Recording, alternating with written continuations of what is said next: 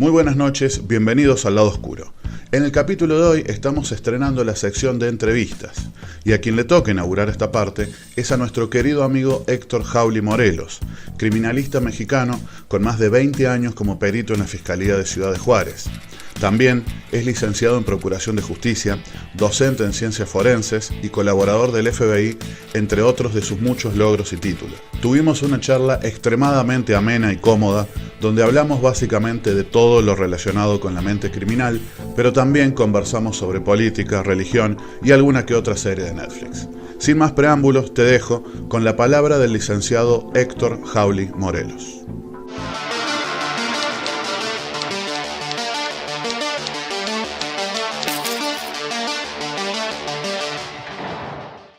Héctor Jauly, muy buenas noches, licenciado Héctor Jauly como corresponde.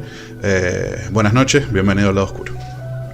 Muchísimas gracias por la invitación y contento de estar aquí en tu programa y esperemos que todo les agrade de lo que estemos platicando el día de hoy.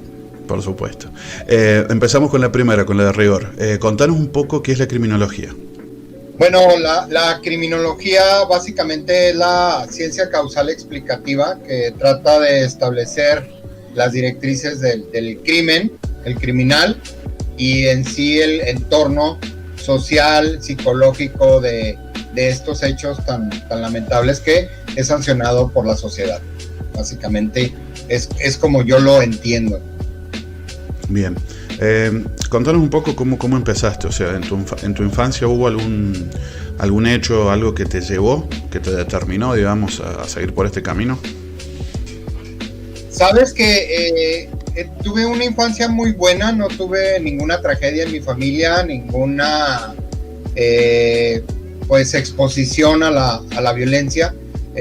Vivía con mi madre solo, no tuve padre, pero fue muy tranquilo. La curiosidad de las ciencias forenses fue lo que me enganchó y no fue joven, fui ya grande, ya a los 30 años fue cuando, ¿qué es esto? ¿Qué estoy viendo? Y me enganché. O sea, empezaste con otro camino. Sí, empecé con el mundo de la comida, yo vendía hamburguesas, vendía, allá son los ochos, creo que se conocen allá contigo. ¿Los son ochos? No recuerdo cómo se llaman las salchichas esas que ustedes consumen los allá. Los panchos, los hot dogs. Aquí se hot dogs. Yo vendía de eso y de pronto pues me enganché, me empecé a ver una situación en la cual yo vi que podía asomarme y creo que cuando me asomé me quedé ahí. ¿Cuál es tu actividad específica hoy por hoy en tu trabajo? Básicamente mi actividad es ir a las escenas del crimen, en homicidios de mujeres o una muerte violenta de una mujer, procesar la escena, recabar toda la evidencia, acudir a las autopsias o necrocirugías, como lo llamamos acá, y pues emitir informes a las autoridades, a los fiscales, a los jueces y acudir a juicios también. Es parte de mi trabajo. Contame cómo es el trabajo puntual, o sea, por ejemplo, vos entrás a una casa donde hubo un homicidio, un femicidio, digamos, en el caso tuyo específico, que hay una mujer muerta, ¿no? Sí. ¿A qué es lo primero que vas? O sea, ¿cómo se desarrolla? ¿El levantamiento de huellas? Básicamente, como en algunas ocasiones lo hemos visto en las series televisivas o en alguna película, no está muy apartado de la realidad. Llegas y lo que tienes que hacer es pararte solemnemente enfrente de la escena y ver qué es a lo que te vas a enfrentar. La primera fase de la procesamiento de la escena es la observación. Tienes que ser muy observador. De hecho, soy maestro, doy clases de esta materia y el primer punto que quiero abordar con los muchachos, con los jóvenes, es que aprendan a observar. En la criminalística, en mi trabajo, se requiere ser muy buen observador. Entonces, das un recorrido, una caminata, te digo como las películas, porque entran los detectives y empiezan a mirar y de pronto tú sabes, ¿no? Oh, aquí está algo importante, oh, acá está algo. Es parecido, no tan dramático, pero... ¿Eso vos lo haces solo? O sea, ¿vos corres a todo el mundo de la habitación? No, entran conmigo 2 investigadores por lo regular. A veces me acompaña un médico o otro compañero criminalista, pero en la mayoría de las veces sí me toca estar solo a mí. En todo este tiempo que llevas con esto, ¿cuáles han sido tus extremos, digamos? O sea, ¿qué es lo mejor que te ha pasado y qué es lo peor? Si tiene que haber dos puntos opuestos, digamos. ¿Qué experiencias te ha brindado esta profesión, como grata o como ingrata? Bueno, una experiencia que puede no sonar tan grata para ustedes, pero para mí sí lo es darle cierre a la familia, o sea, saber aportarle información a la familia de qué fue lo que pasó ahí, por qué estaba así y qué fue el transcurso de la violencia en ese contexto. Es decir, hay madres, hay padres que no saben qué pasó con su caso, saben que está su familiar muerto, pero mi trabajo básicamente es explicarles paso a paso todo lo que es el transcurso de la violencia. A veces nos toca la suerte de decirles no sufrió, fue una muerte rápida, a veces toca decirle que sí estuvo sufriendo algún tiempo. Y esas cosas, perdón, se dicen, o sea, si vos determinás que hubo un sufrimiento extremo, ¿eso se dice o se trata de, digamos, de obviar cuando es un familiar? Se trata de darles lo que piden ellos. O sea, aquí en México las leyes son muy estrictas y la familia quiere ver todo el expediente, todo el archivo, hay que mostrarles y a veces nos mandan a hablar para que en persona les platiquemos eso, pero obviamente pues no le vamos a decir en extremo lo que pasó, sino tratar de suavizar un poco las palabras y tratar de minimizar las cuestiones de impacto que a veces son muy aberrantes. Una decapitación, un desmembramiento, una tortura, pues sí la vamos a obviar como algo un poquito más escondido, vaya, en ese sentido. Eso es bueno porque digo que los picos en lo positivo, digo, no ha sido uno solo, sino que es algo que se da, me imagino, a menudo. O sea, el poder resolver y poder transmitírselo a la familia. Sí, y por otro lado, sobre tu pregunta, lo peor o los puntos malos es cuando vemos compañeros caer en el servicio. Muchos, en el 2009 al 2011, Ciudad Juárez, que es donde vivo aquí en México, fue catalogada como la ciudad más violenta del mundo. Entonces teníamos muertes que pasaron de 6 o 7 homicidios a la semana a 30 al día. Entonces fue tremendo la multiplicación. Fue tremendo. Sí, o sea, tuvimos, con decirte una cosa. ¿Y debido a qué? El narco. Fue una guerra que pactó el gobierno para combatir el narco de manera frontal, de manera violenta, y hubo una respuesta de todos esos grupos criminales contra el gobierno. Entonces hubo una guerra muy fuerte aquí de los carteles. Sí estuvo muy fuerte eso. Aquí fue donde empezamos a ver compañeros policías caídos, compañeros forenses también caídos, y sí fue gente que la veías en el día y ya en la noche la tenías en la plancha. Entonces sí, fue muy dramático eso. Nosotros que vivimos en Latinoamérica, que es muy distinto, ¿has llegado a tener problemas serios, digamos, o sea, que alguien te ha dicho, no way, por ahí no vayas, o esto no se investiga? Bueno, no necesariamente o directamente a mí, o sea, realmente los investigadores me dicen, ¿sabes qué? No vamos a hacer esto porque hay amenaza, o no podemos ir a ese lugar porque pues corremos el peligro de un ataque. O sea, ya hablaron que va a haber un ataque si buscamos ahí. No ha ocurrido mucho, o sea, ha sido muy pocas veces. Tratamos de evitar pues esa confrontación, ¿verdad? Pero sí se presenta a veces ese contexto. Claro, porque de manera, iba a decir indirecta, de manera directa vos arriesgás tu pellejo día a día, digamos. Sí, no es suficiente el dinero y no es suficiente el sacrificio que pueda hacer tu familia para que tú trates de combatir nada más un granito de la arena en el mar. O sea, es inmenso lo que son los carteles y los criminales en este mundo como para arriesgar de esa forma. Sí, a veces sí tienes que ponderar qué es lo que vas a hacer. Bien, entrando ya en el tema asesinos seriales, ¿Un asesino serial se hace o nace? La gran pregunta, ¿no?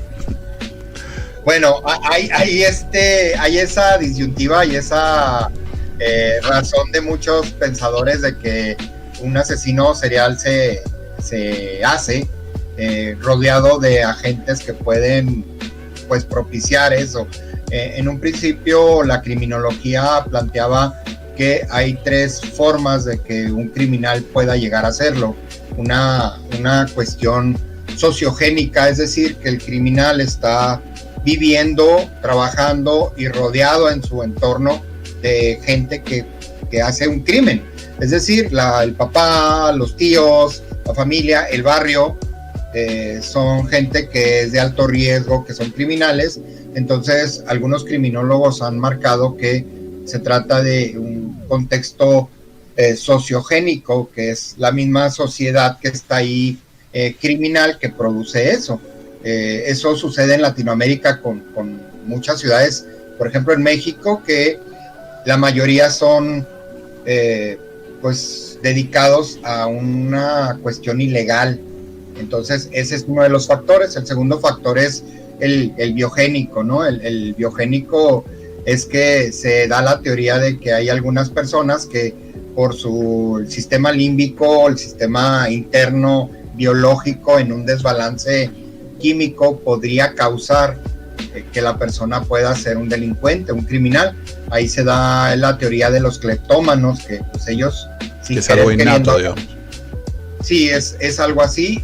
Hay otro contexto muy interesante que es el psicogénico, que el psique de la persona puede llegar a causar que la persona sea un criminal.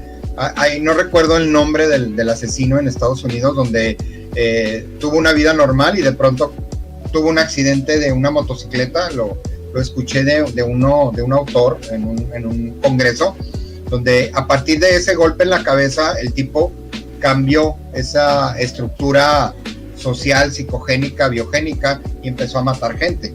Entonces, o sea que hay una razón fisiológica importante. Esa es una teoría clásica. Una teoría ya moderna, por ejemplo, Paz Velasco, una gran amiga española que tiene ya dos títulos a su haber, 2 libros, menciona que puede estar propenso a ser criminal una persona desde que nace, o puede tener un psique que puede propiciar que sea criminal, pero debe haber lo que le llaman un trigger, un disparador. Un desencadenante, digamos.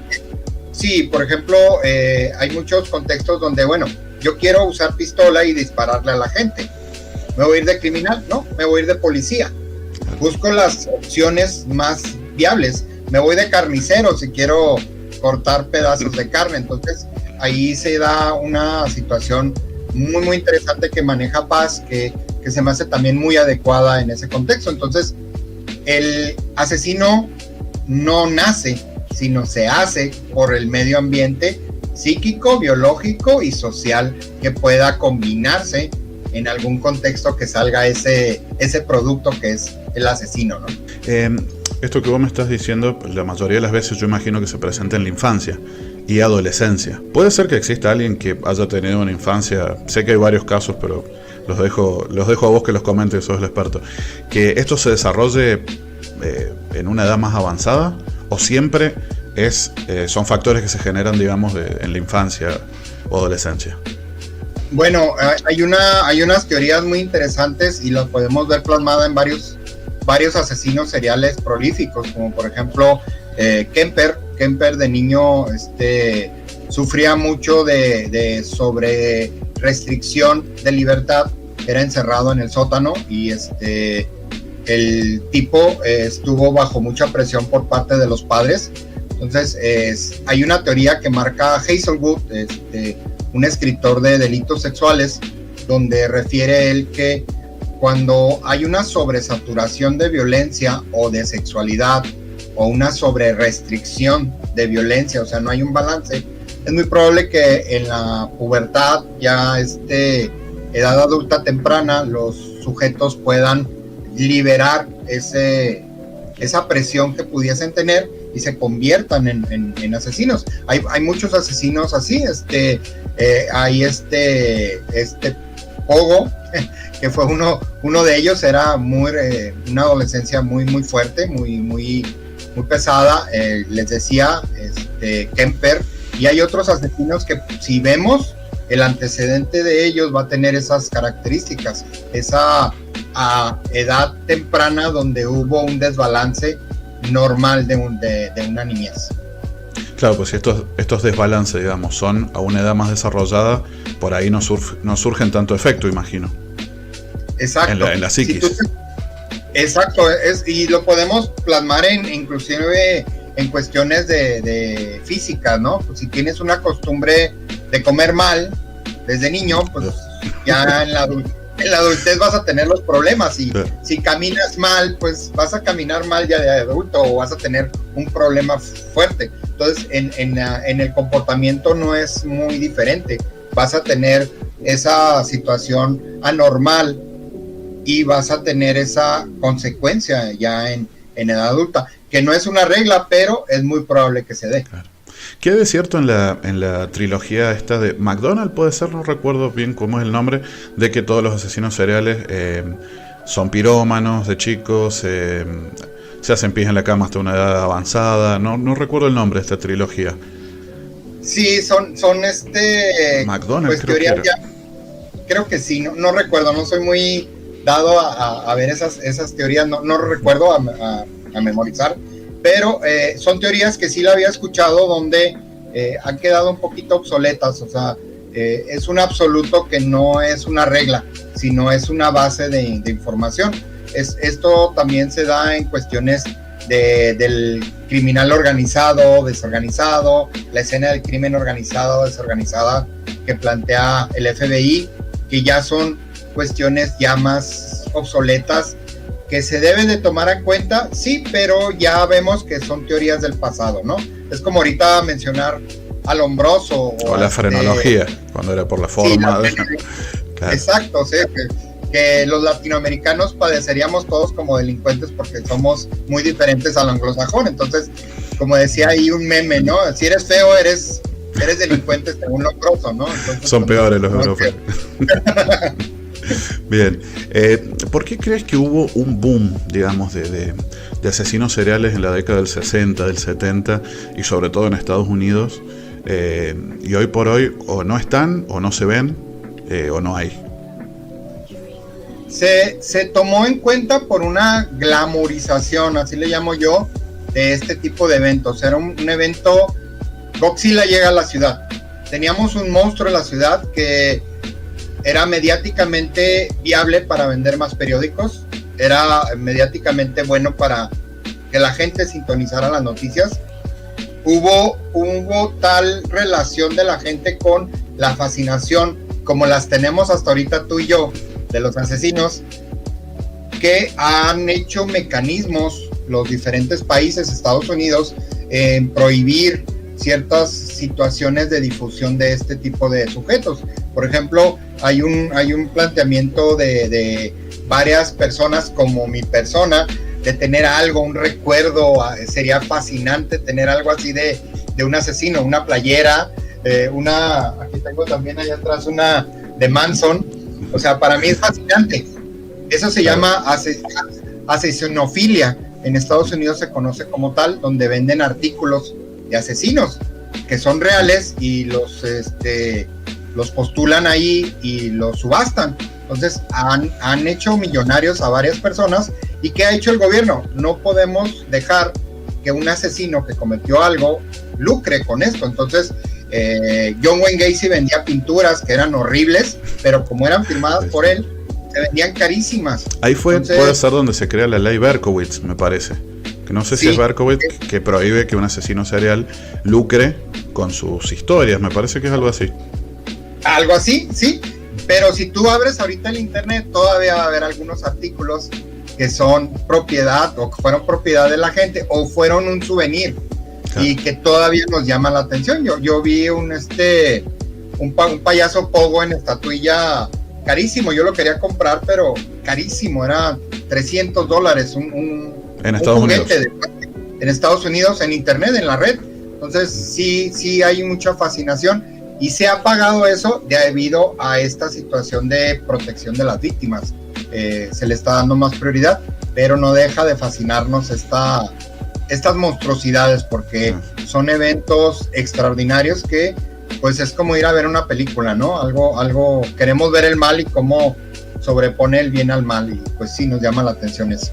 ¿Por qué crees que algunos asesinos seriales han buscado la exposición o la notoriedad, tanto sea mandando cartas o mostrándose a los medios, y otros totalmente lo contrario, digamos? O sea, yo no soy muy estudioso de esos fenómenos, pero sí he leído, por ejemplo, aquí la notoriedad se da al aspecto de la psicopatía que pueda tener el asesino. Es decir, el psicópata puede estar representado en un asesino, pero está también representado en un presidente de un país.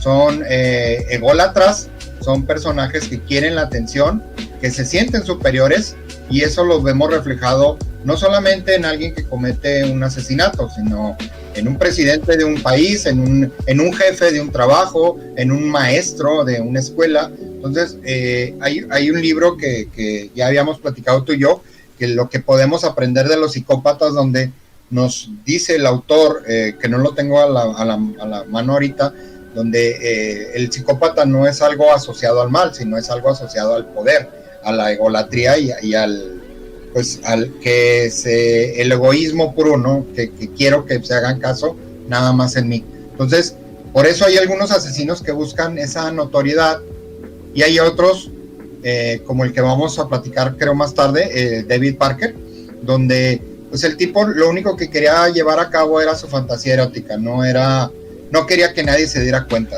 era así sencillo, nada más a lo que estaba... Que también hay algo de poder, digamos, obviamente.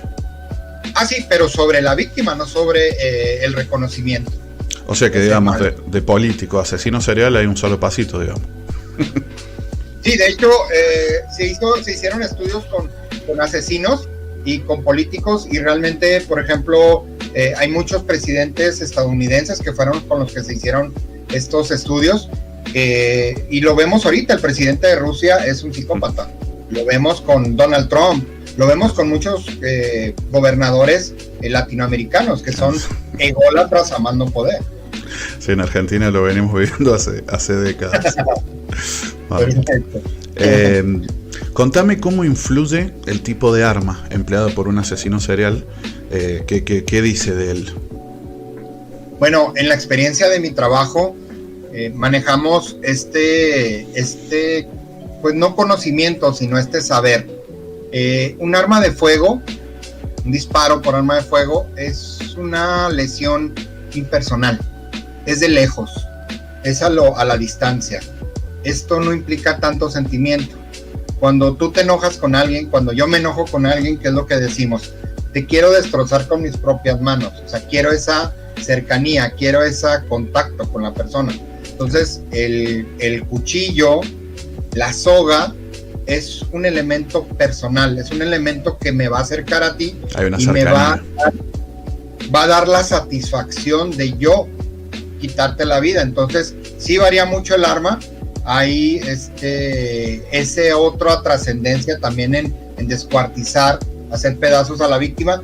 Es un proceso de satisfactor para el agresor. Por eso yo aquí en México manejo mucho con mis alumnos el hecho de que un sicario podría ser un asesino serial. Les digo, vean el sentimiento cuando los están decapitando, descuartizando. Debe haber una sensibilidad de gusto, de satisfactor, hacerlo personalmente, estar haciendo el trabajo de deshacerse del cuerpo. Entonces, depende mucho del arma. El veneno no te va a causar ese impacto. Cuando te digo, ponte a pensar como un asesino, nunca se te ocurre destrozar a una persona que le traes mucho coraje con un arma, con un balazo. La quieres agarrar en las manos al cuello y deshacerla, ¿no? Entonces, un veneno tampoco te causaría esa satisfactor.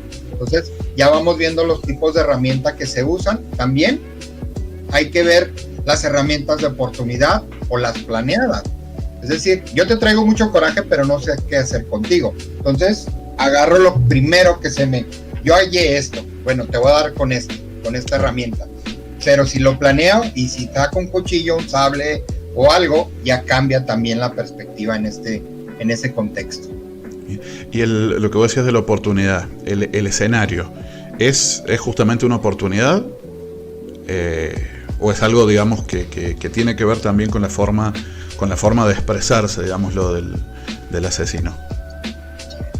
Es aquí donde podemos estar observando en las escenas esos elementos de oportunidad y esos elementos planeados. El elemento de oportunidad, como habíamos platicado, es algo que no lo tengo planeado, pero lo encuentro, una piedra, una roca, algo así. Y el elemento planeado nos da otro contexto. En un asesino serial, si encontramos elementos que no son de oportunidad, entonces estamos hablando que estamos enfrentándonos con un sujeto peligrosísimo, porque el tipo con antelación, ya con avanzada, ya supo qué herramienta va a usar. Y obviamente denotando una inteligencia. Es una inteligencia, es un paso más adelante entre él y nosotros. Él nos está dando, como no nos da el mensaje en una cartulina, en una pared que nos diga jajaja o algo así como las películas, claro, sino ese es el mensaje. Yo estoy planeando, ustedes estoy un paso adelante. Exacto, ¿sí? Yo te he contado en pláticas un afiche, un cartelón que estaba ahí como el que tú tienes o los que yo tengo acá atrás, donde en la policía acá en Estados Unidos me mandaron a un entrenamiento y ellos tienen una lona, un anuncio donde está un preso levantando pesas, está con traje de rayas y todo, y dice: ellos están entrenando, ¿tú qué estás haciendo? Y se me vino a poner a un asesino serial eso mismo. Yo les digo a mis alumnos, ellos están leyendo medicina, están leyendo criminología, están leyendo derecho, están leyendo uso de herramientas, ellos están entrenando. Claro. Si ustedes nada más se dedican a ver Facebook y tratar de sacar la mínima probatoria en mi clase, imagínense lo que está pensando el asesino, se está burlando de ustedes porque sabe que no lo van a agarrar por lo malo que van a hacer como entrenadores, como investigadores, perdón. Es la dinámica que siempre que tenemos que pensar. Y claro, como te platicaba, ellos nos pueden quitar la vida a nosotros si no estamos tan entrenados. Entonces ese es el peligro que nos enfrentamos a veces nosotros. ¿A qué se deben las conductas, digamos, extremas, como el caso de Dahmer, por ejemplo, donde se da el canibalismo? Ese sentido de apropiación, de ese sentimiento alocado de te voy a tener en mí, esas creencias, como puede ser una creencia religiosa. Si yo me hago la cruz con la sangre, me va a proteger Dios. Si te como, voy a tener poderes sobrenaturales sobre la demás gente. El narcotráfico hace mucho eso. Los asesinos seriales tienen creencias también, y esas creencias pueden ser absurdas. Por ejemplo, David Parker tenía una situación donde creó una historieta que era la gente lagarto. Entonces él tenía esas creencias de la sexualidad con los anfibios. Entonces hay que investigar todas esas situaciones en las cuales estamos enfrentándonos cada vez, ¿no? O sea, ese móvil, digamos, parte siempre de una fantasía. Sí, es una fantasía, no es nada facto, sino que parte de la fantasía de, si, por ejemplo, Dahmer se comía para tener esos poderes, esa sensación de tenerlos adentro de él. Claro, como Dahmer que quería fabricar el zombie ese, digamos, ese esclavo. Exacto. Sí, si te fijas bien, y espero no insultar a nadie que sea religioso, cuando te dan la hostia, eso es una cuestión que no pasa nada, pero religiosamente te da un valor espiritual más allá.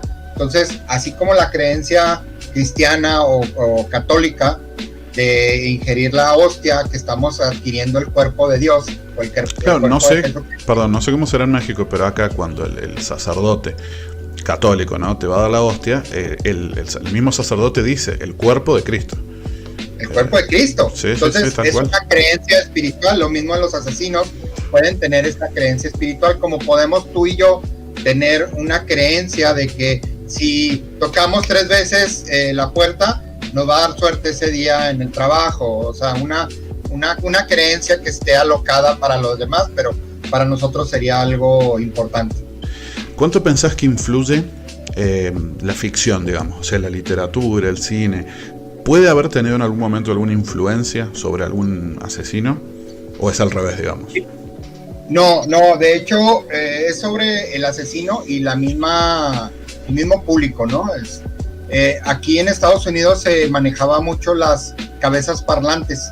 ¿Qué son las cabezas parlantes? Bueno, en Estados Unidos se maneja ese concepto donde algún presentador de noticias, algún pues programa de televisión pueda presentar a un conductor que sepa absolutamente nada de la criminología o los asesinos, le pasan un script, pero aparte de darlo ese programa, él da su opinión.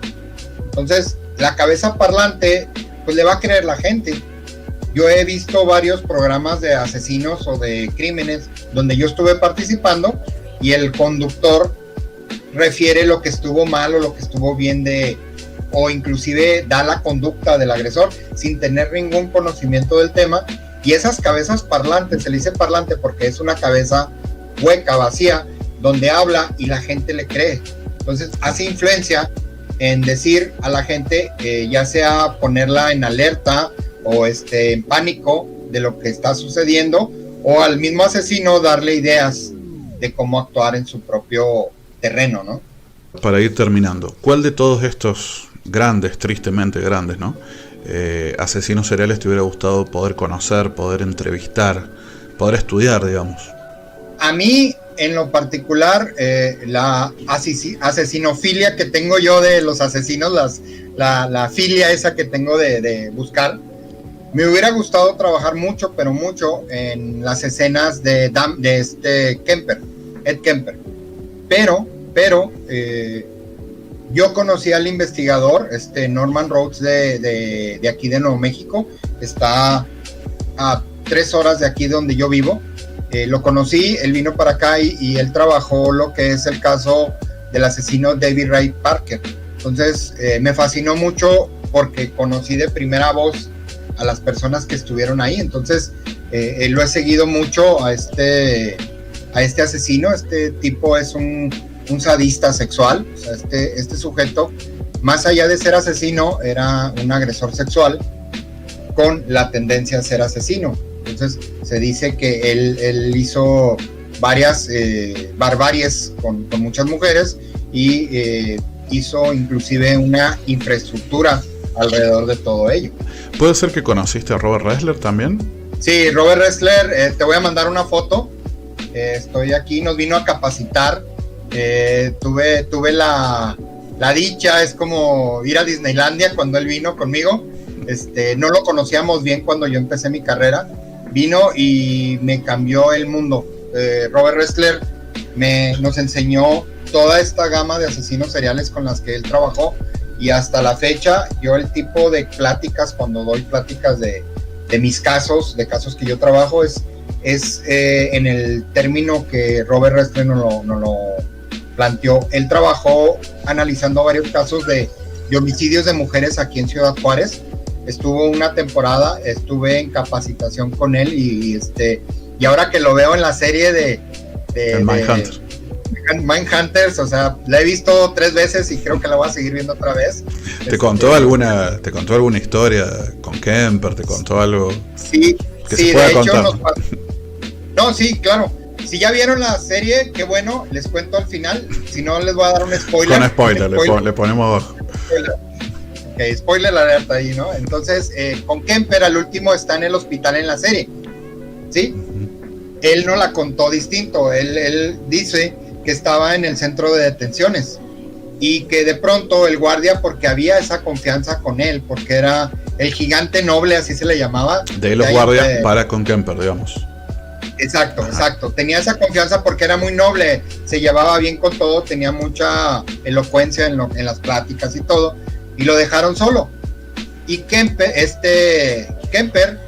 a tono de broma, él medía 2 metros, y Robert Ressler, pues era 1.75, 1.80, se quedó a solas con él. Entonces Kemper se levanta y le pone la mano en el cuello, y le dice así, se le acerca, y le dice, ¿ya te has fijado que estamos solos? que no hay nadie y que te puedo partir el cuello en menos de 5 segundos, y que lo volteé a ver y nos dice Robert Ressler, nos dice: nunca me sentí tan blanco como esa vez, se me fue la sangre, y que Kemper le dice: no te creas, estoy bromeando, nomás quería saber, asustarte un poco. Lindo chiste, ¿no? Lindo chiste, pero lo recrean diferente en la serie. Sí, o sea, le dan más drama, pero sí, esa historia sí no la contó, y cuando la vi, o sea, yo me sé la historia real, ¿no? Fue fascinante. Qué gracias. Bueno, Héctor, agradecerte. ¿Hay algo que te guste contar que no te haya preguntado?